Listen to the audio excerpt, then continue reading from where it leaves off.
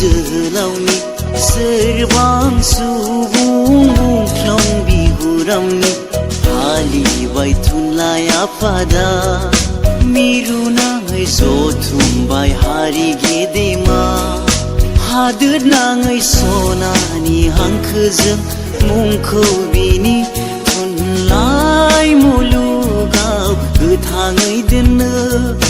सनानि हांखोजों मुंखौ बिनि थुनलाइ मुलुगाव गोथाङै दोननो अलंबार जानानै जोंबाय थाथों बिनि मुङा अमरै थाथों अलंबार जानानै जोंबाय थाथों बिनि मुङा अमरै थाथों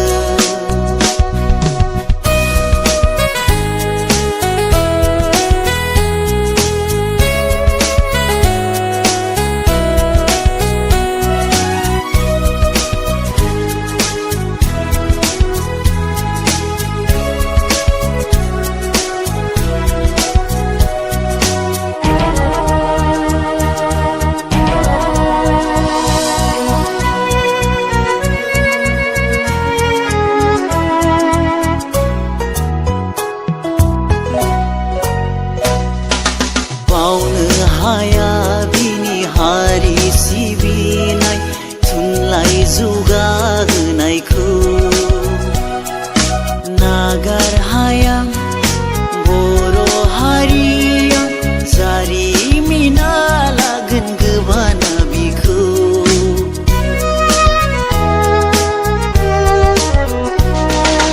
बावनो हाया बिनि हारि सिबिनाय जौगाहोनायखौ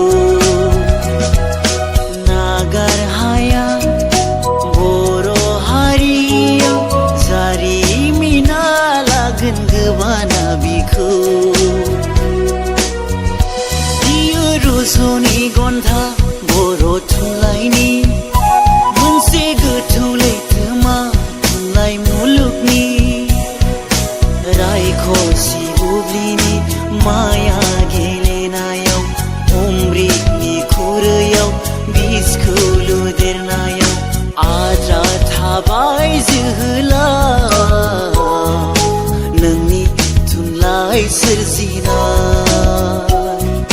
सोरबां सुबुं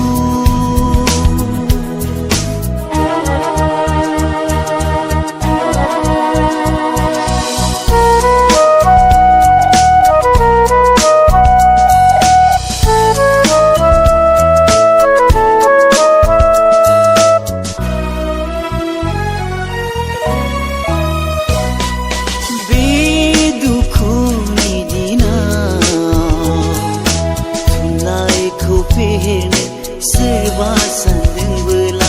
हारिनि आयनायाव सोमखि दाखोनखौ सोरबा नुदोंबोला ओंखारबोनांगोन उन्दुना दाथा जोबलांगोन हारिया थियारि जाखा राव हारिमु जोंनि थुनलाइखौ फोथांनांगोन खौसे जाना राव हारिमु जोंनि थुनलाइखौ फोथांनांगोन खौसे जाना बर' थुनलाइ बिर जोहोलावनि सोरबां सुबुं मुंख्लं बिहुरामनि फालिबाय थुनलाइ आफादा मिरु नाङै जथुमबाय हारि गेदेमा हादोर नाङै सनानि हांखोजों मुंखौ बिनि थुनलाइ मुलुगाव गोथाङै दोननो